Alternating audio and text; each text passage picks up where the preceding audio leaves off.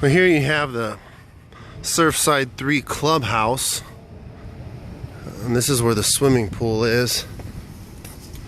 It's an indoor swimming pool. I don't know if you can see it. There's also a gym in here. Go look at the grounds.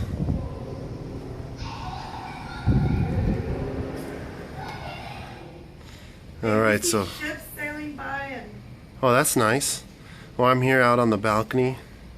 It is an ocean view. I can see the beach from here, people on the beach, and that's where the access is, through that gate. You know, but we're a little away from the beach, but not much, just a few steps, and beach access right there. Alright, so here's a little better view at the pool area, the gym, foosball tables, ping pong tables, all indoors. So here's a view in the back of the complex.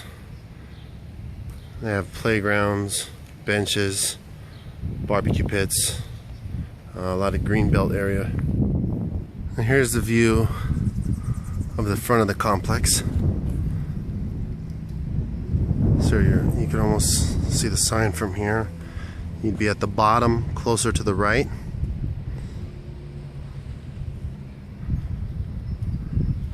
And this is how close the beach access is. And here's where you have access to the beach. That's the complex right there.